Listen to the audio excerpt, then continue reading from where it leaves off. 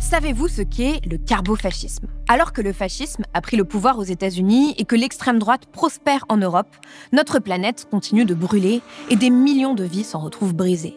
De plus en plus de responsables politiques font tout pour nous le faire oublier, tout en jetant de l'huile sur le feu. We will drill, baby, drill. Withdrawal from the Paris Climate Treaty.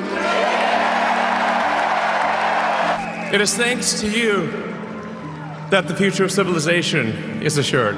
Thanks to you.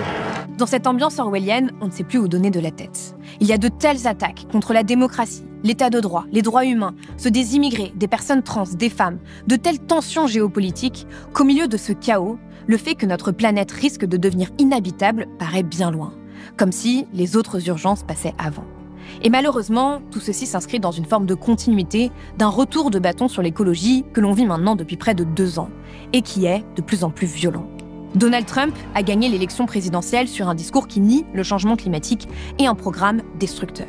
Une vague climato-complotiste déferle sur le monde et de nombreux partis d'extrême droite se sentent pousser des ailes. Ce vent de liberté qui souffle aujourd'hui sur toutes les démocraties occidentales, Trump l'incarne aux États-Unis, nous l'incarnons en France, nous l'incarnons avec nos alliés en Europe. La recherche scientifique, climatique, ce qui nous permet de donner du sens au monde qui nous entoure, est attaqué comme jamais aux États-Unis, mais aussi de plus en plus en Europe. Science, research in general, and climate change in particular has been stymied right now. On détruit le langage, mais on détruit aussi les instruments par lesquels on réussit à documenter ce qui nous arrive, le changement climatique, l'érosion de la biodiversité, etc., etc. À rebours de toutes les préconisations des scientifiques, les pétroliers continuent d'investir massivement dans les énergies fossiles sans même plus se cacher d'abandonner la transition écologique. Tout ceci est en partie le résultat d'un carbofascisme, qui se dessine de Donald Trump à Javier Milei en passant par leurs alliés en Europe. Une réinvention du fascisme face à l'urgence écologique. We have more liquid gold under our feet than any nation on earth. And now I fully authorize the most talented team ever assembled to go and get it. Une alliance entre les intérêts des industriels fossiles et ceux de l'extrême droite qui accélère la destruction de nos conditions de vie et nous mène tout droit vers un monde invivable. Et cela se manifeste par une rhétorique et des politiques bien concrètes. Pour désigner en quelque sorte cette alliance entre des politiques climaticides, écocides de manière générale, et une rhétorique nationaliste, raciste, antiféministe, agressive, voilà, ce terme de carbofascisme, de fascisme fossile, a été forgé par différents auteurs. Le philosophe Umberto Eco l'écrivait « On peut jouer au fascisme de 1000 façons sans que jamais le nom du jeu ne change ». Alors aujourd'hui, je vous propose de comprendre ensemble ce qu'est le carbofascisme. Quels sont ses contours théoriques et politiques ? Comment progresse-t-il ? Quelles conséquences peut-il avoir sur le monde et comment y résister ?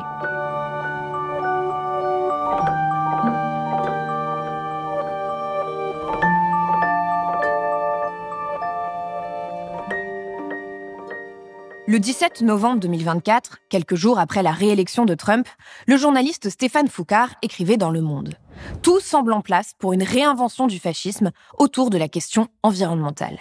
Et ajoutait « Contrairement au fascisme européen du début du XXe siècle, qui prospérait sur un État fort et valorisait le terroir, le paysage et la nature comme des éléments précieux de l'identité nationale, les fascismes émergents sont devenus les compagnons d'une idéologie libertarienne qui prône le démantèlement de l'État, la dérégulation totale de l'activité industrielle et la poursuite sans entrave de la destruction de la nature et du climat. We will be a rich nation again, and it is that liquid gold under our feet that will help to do it. With my actions today, we will end the Green New Deal and we will revoke the electric vehicle mandate, saving our auto industry and keeping my sacred pledge to our great American auto workers. Standing ovation pour l'homme qui incarne le recul des politiques écologiques et l'avènement du carbofascisme. Un terme utilisé pour la première fois en 2018 par l'historien des sciences Jean-Baptiste Fressoz dans une tribune pour Libération. Il y affirmait alors « L'essor des droits durs fait aussi peser une menace sur la lutte contre le réchauffement climatique et la défense de l'environnement. » L'historien évoquait un nouvel axe autoritaire et climato-sceptique traversant le globe. Une affinité entre droits durs et carbone. Et prenez comme exemple le programme écocidaire de Jair Bolsonaro, celui de Donald Trump, la défense des mines de charbon par le parti AfD en Allemagne, ou encore le climato-scepticisme de Boris Johnson. Si Trump saiu do Acordo de Paris, se saiu,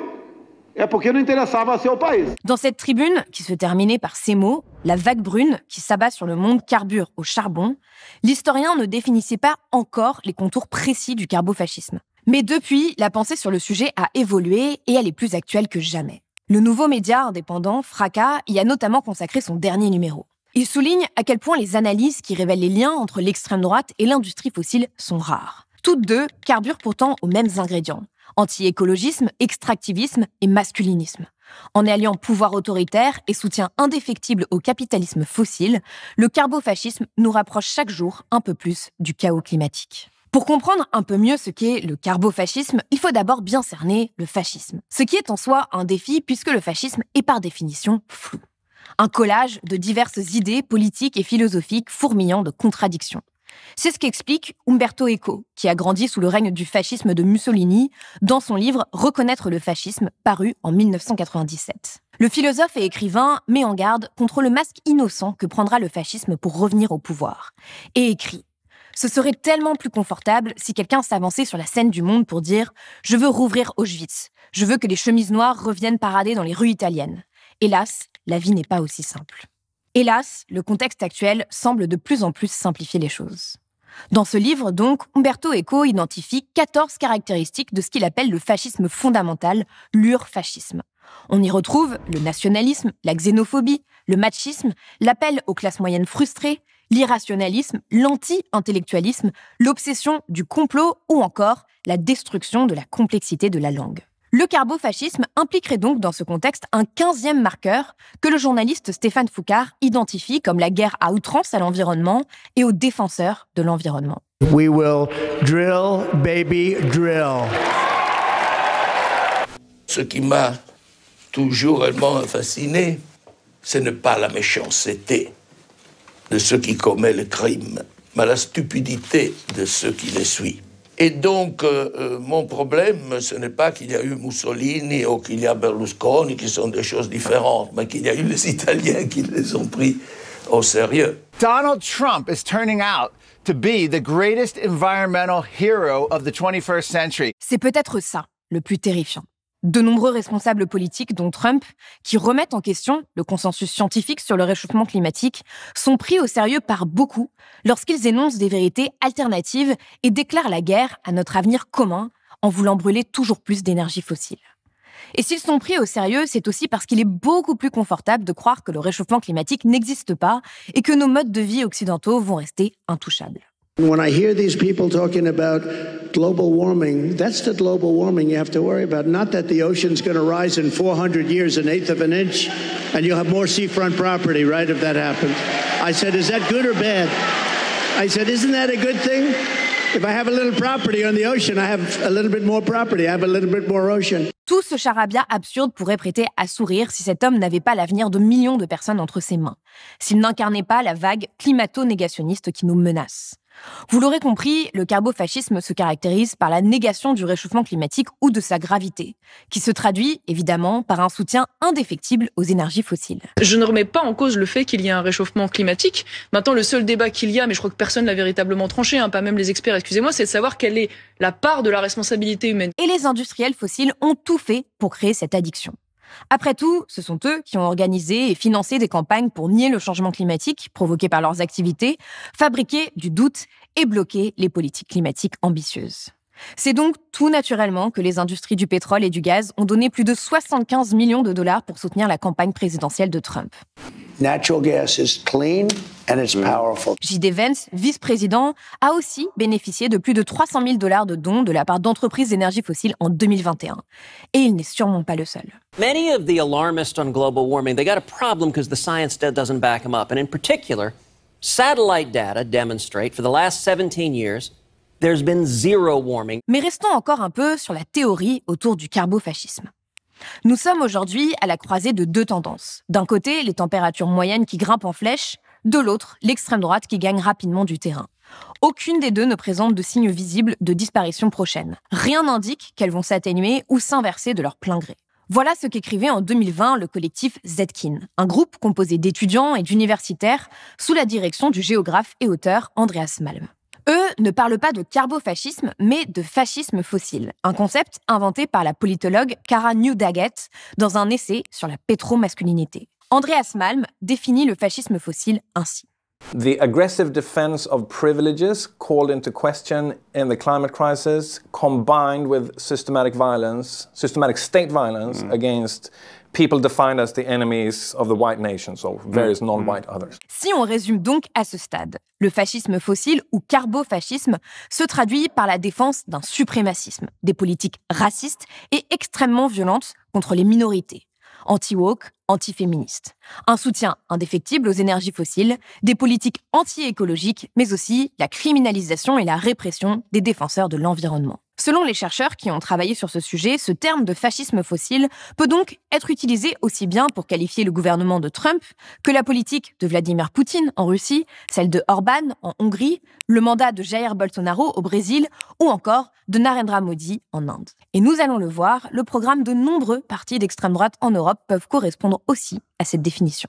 Mais celui qui incarne le mieux à ce jour ce carbofascisme reste de toute évidence Donald Trump avec ce second mandat. I terminated the ridiculous Green New Scam.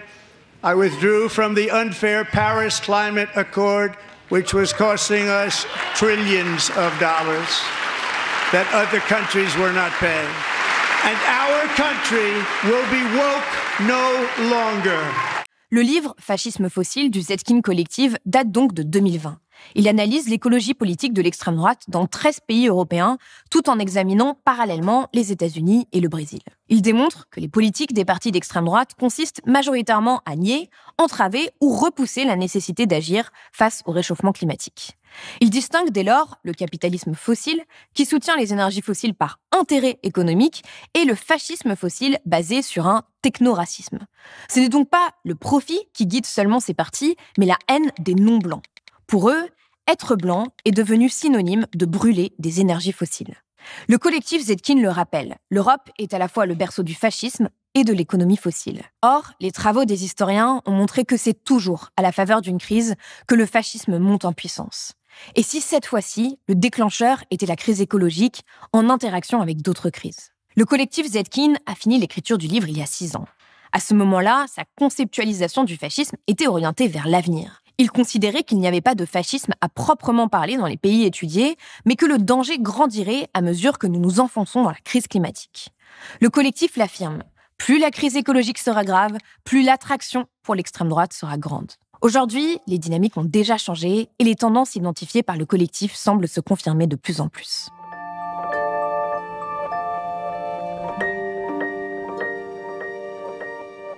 Dans Fracas, le journaliste Philippe Vion-Dury rappelle les mots de l'essayiste Pierre Madelin dans son livre « La tentation écofasciste ». Le carbofascisme implique une fuite en avant à tous les niveaux. Accro aux combustibles fossiles, totalement indifférent aux conditions écologiques de sa survie, il est disposé à emporter dans sa tombe le legs de plusieurs milliards d'années d'évolution.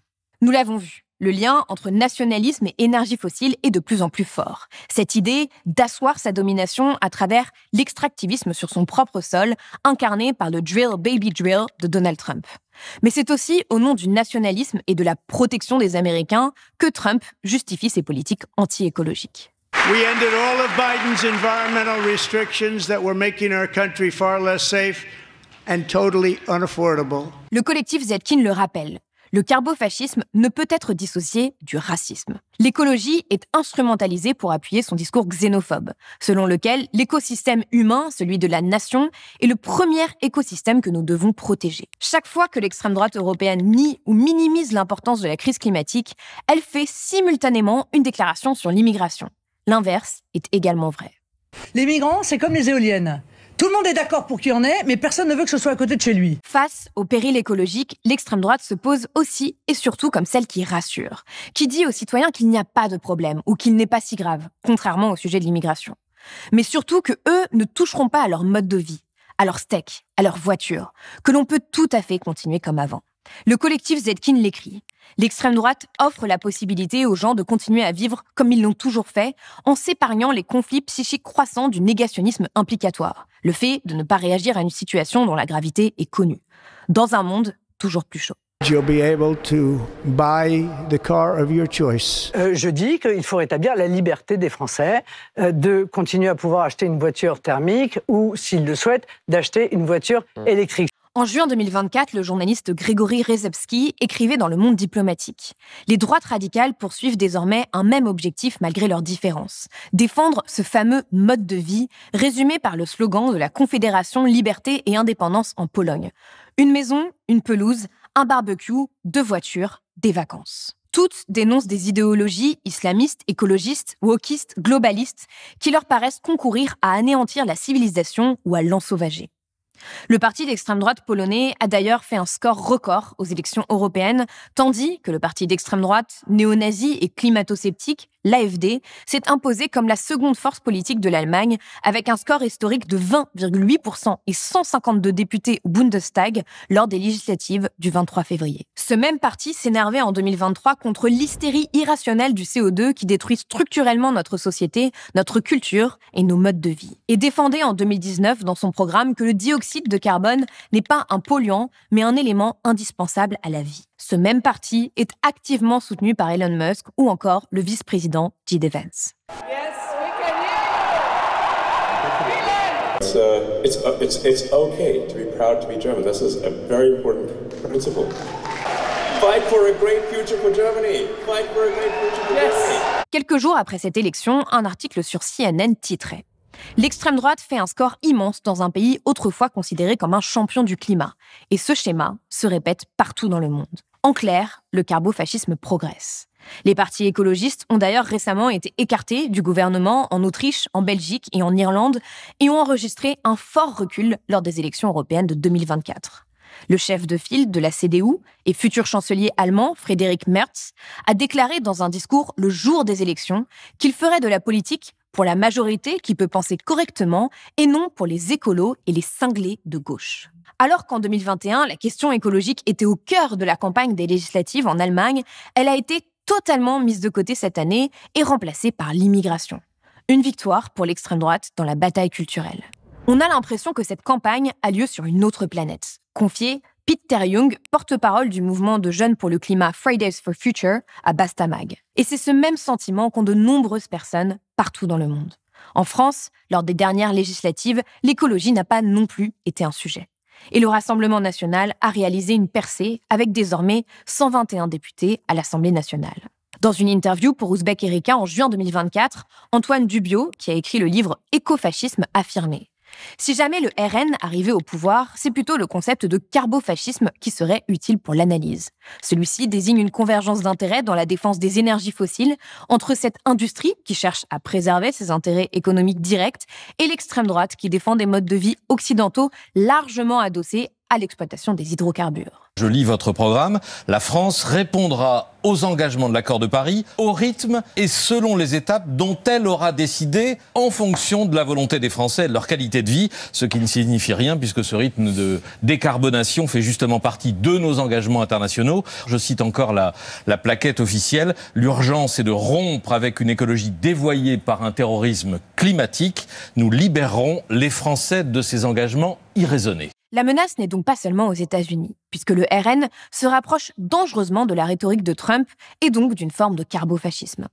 Son programme s'articule principalement autour d'un rejet des mesures écologiques considérées comme punitives. Toute forme de régulation, de taxes ou encore les éoliennes sont rejetées en bloc. Il n'est question que de localisme, d'énergie nucléaire et de critique des accords de libre-échange. L'extractivisme ou le capitalisme fossile ne sont jamais remis en question. Le RN se vante de protéger les Français, mais il a voté contre la loi pour l'interdiction des polluants éternels. Le parti n'a même jamais vraiment reconnu la nécessité de mettre en place des mesures pour s'adapter aux effets du dérèglement climatique qui nous frappe déjà, les inondations, les incendies. Moi, je n'ai rien vu de sérieux, approfondi, abouti par rapport aux enjeux du changement climatique. C'est plutôt un déni généralisé. Donc, notamment, un discours qui se veut favorisant la souveraineté nationale, mais qui passe sous silence que la moitié de notre énergie vient des énergies fossiles que nous importons d'autres pays. Donc, ce qui est en fait une dépendance et un frein à notre souveraineté énergétique, avec des discours souvent hostiles aux énergies renouvelables. Je suis en campagne contre le Green Deal et contre le Pacte Vert parce que Je pense que toutes les grandes puissances qui aujourd'hui réussissent dans la mondialisation, à commencer par ce que prévoit de mettre en œuvre le président américain, c'est un soutien à leur marché intérieur, c'est la défense de leurs intérêts. Et c'est exactement ce que fait Donald Trump en ce moment, notamment avec les éoliennes. Natural gas is clean and it's powerful. You need power.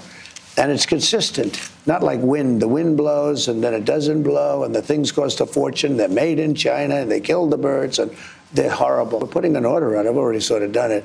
We don't want windmills. Le président états-unien va même jusqu'à rétablir les pailles en plastique pour préserver le confort de sa population, parce que les pailles en papier, vous comprenez, c'est dangereux. These things don't work. I've had them many times and on occasion they break, they explode.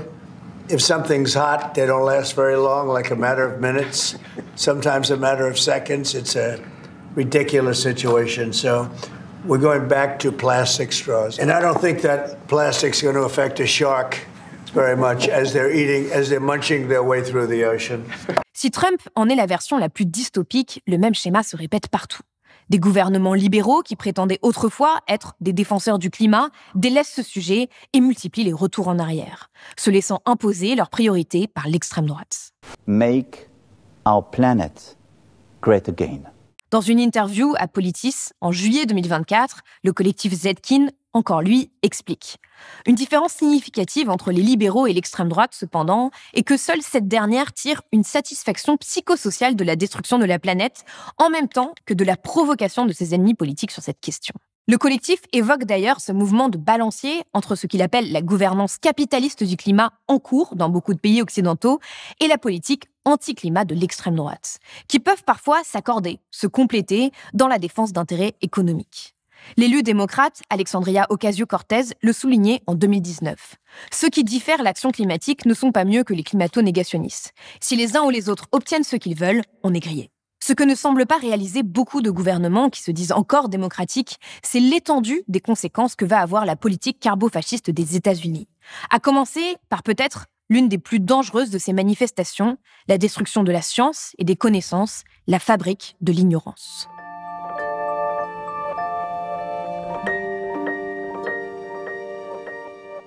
Depuis leur prise de pouvoir, Donald Trump et Elon Musk mènent une attaque inédite contre la recherche scientifique et la production de connaissances. Cette guerre contre la science avait déjà été menée durant le premier mandat de Donald Trump, comme en atteste le Silencing Science Tracker, qui liste toutes les actions anti-science entreprises par le gouvernement fédéral. Entre 2017 et 2021, l'administration Trump a profondément changé le fonctionnement des agences fédérales avec certaines pressions et censures isolées.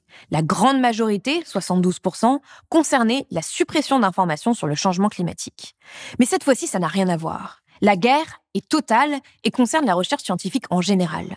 Au nom de la chasse aux dépenses menée par Elon Musk et ses sbires du Doge, tout est permis. La climatologue Valérie Masson-Delmotte parle même d'une forme de macartisme. Toutes les recherches suspectées de wokisme sont dans le viseur. Ce que fait Trump, en fait, c'est qu'il dessine précisément le paysage des thématiques ou des objets ou du réel qu'il ne veut pas voir. Et donc là, on est dans quelque part un exemple assez spectaculaire de production d'ignorance, c'est-à-dire qu'on dit cette dimension de la réalité, je ne veux pas la voir, je ne veux pas la connaître. La liste des reculs est vertigineuse. J'en ferai ici un résumé non exhaustif. 8000 pages web ont disparu des sites officiels aux États-Unis. Toute référence à la crise climatique a été supprimée. La page du site de la Maison-Blanche consacrée au changement climatique affiche désormais un immense « Erreur 404 ». C'est ça, le fascisme fossile. Les subventions ont été gelées. Les scientifiques qui travaillent pour des agences gouvernementales ne peuvent plus soumettre d'articles à des revues scientifiques. Tout est bloqué. Des milliers de scientifiques et experts gouvernementaux ont été virés du jour au lendemain. De jeunes chercheurs et chercheuses post-doctorants pour beaucoup. Des chercheurs qui travaillaient par exemple sur la surveillance épidémiologique, donc pour empêcher une nouvelle pandémie. Les scientifiques de la NASA ou encore de la NOAA ont été interdits de participer à la dernière réunion du GIEC qui se tenait en Chine pour la structuration des prochains rapports. Une des scientifique les plus brillantes que je connais, Chief Scientist, scientifique en chef à la NASA, donc a eu l'interdiction d'aller à la session plénière du GIEC la semaine dernière où devait avoir lieu l'approbation de la structure des prochains rapports. L'équipe qui l'aide a été brutalement démantelée. Elle a interdiction de parler à la presse et tous les chercheurs des agences fédérales américaines ont interdiction de parler avec leurs collègues étrangers. Il faut voir le degré d'intimidation. Il n'y a pas d'analogue dans un pays démocratique récent, ça ressemble à ce qu'ont fait des régimes totalitaires. Avec ce qui a été appelé l'abrogation woke, les scientifiques états-uniens doivent désormais bannir tout un lexique environnemental et social de leurs travaux, sous peine de risquer la perte de financement public. Darby Sachs, professeur en psychologie à l'Université de Californie du Sud, a publié la liste de ces 120 mots à censurer désormais dans une demande de subvention.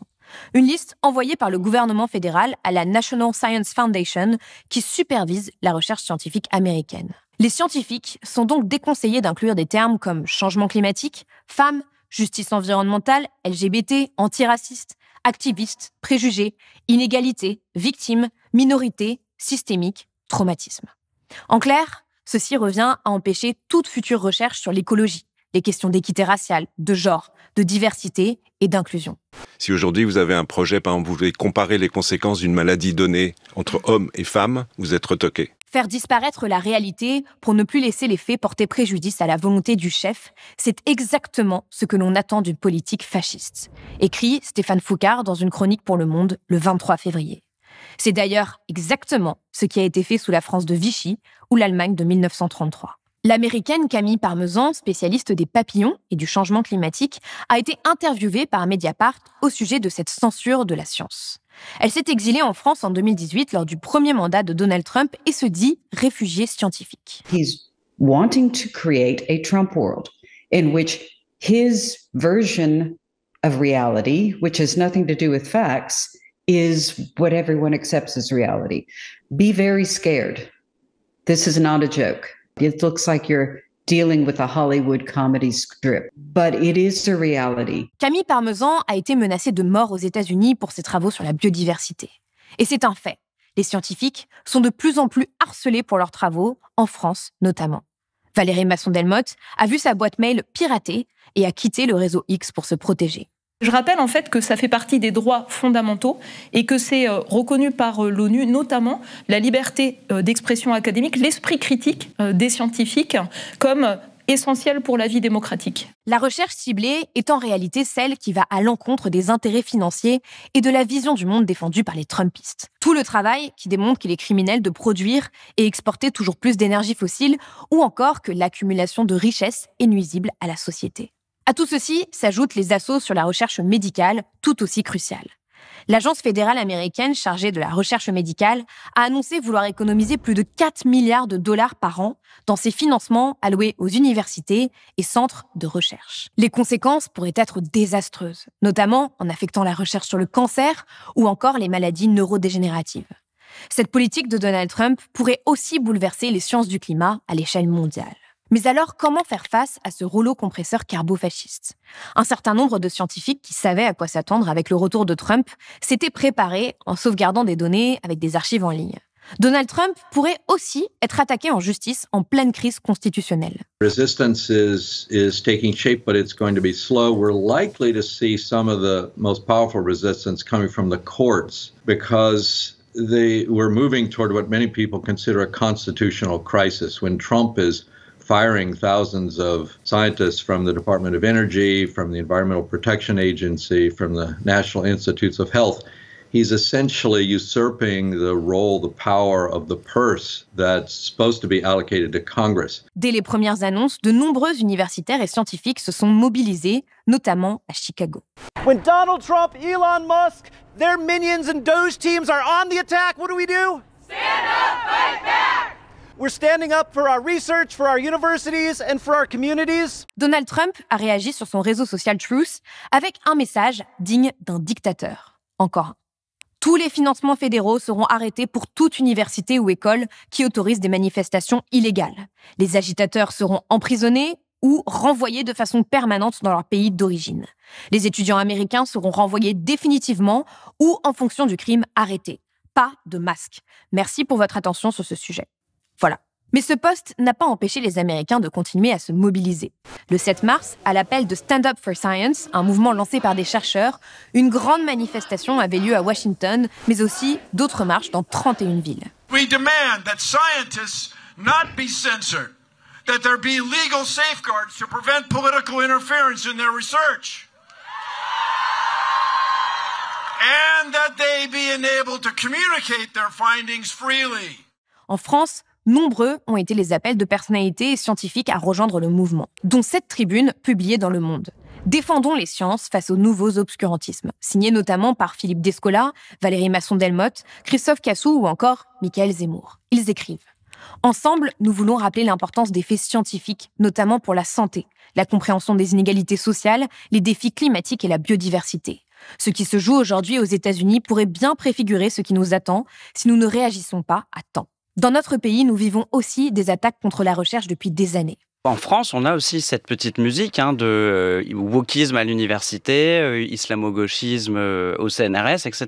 Et c'est la raison pour laquelle des mobilisations ont aussi eu lieu en France pour défendre la liberté académique. La mise en crise des universités, le harcèlement nominal des gens sur les réseaux sociaux, c'est aussi en France que ça se passe. C'est aujourd'hui qu'il faut être capable de se défendre pour faire exister nos métiers, pour faire exister la science.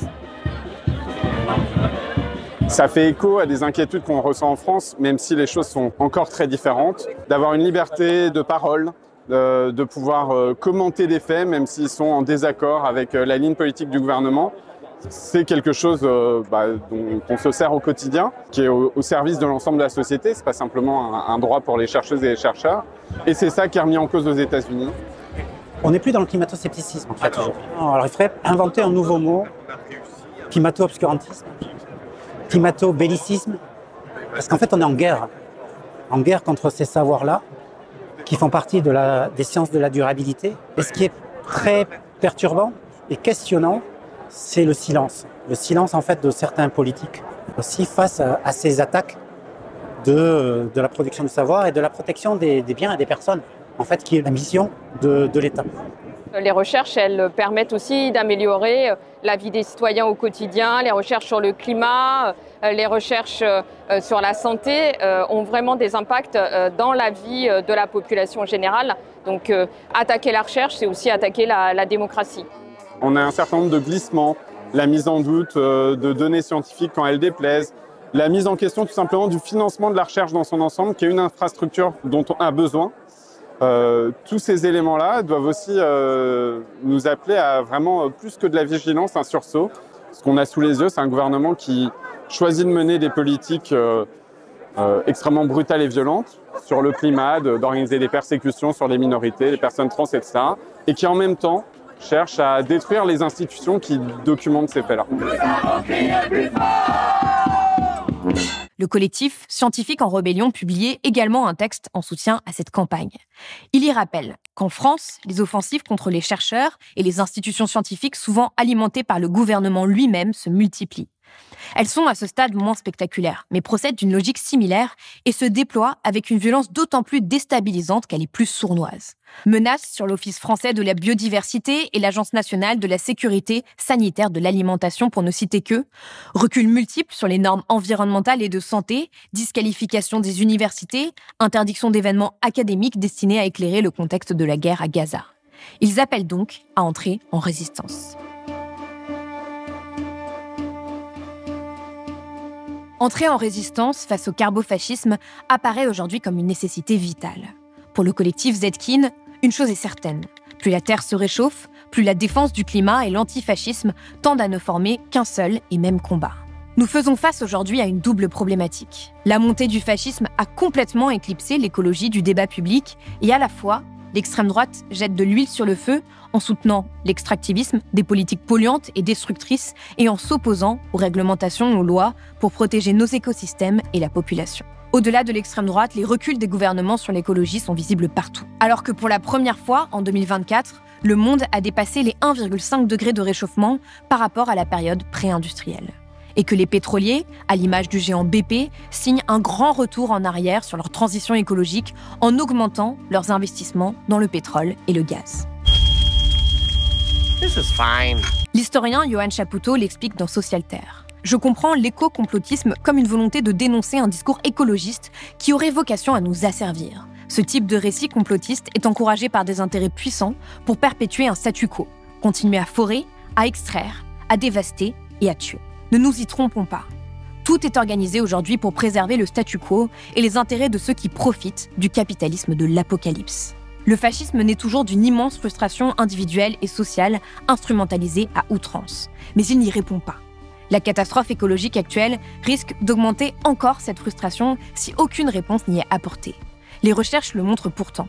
Pour ne pas alimenter la colère et le ressentiment, les politiques écologiques doivent être pensées en accord avec la population, démocratiquement, mais aussi dans un esprit de justice sociale et d'équité, à l'opposé du carbofascisme qui divise pour mieux régner et empêche de voir le monde tel qu'il est. Face à cette menace, les connaissances scientifiques, les contenus journalistiques qui permettent de donner du sens à ce qui nous arrive doivent être protégés, relayés.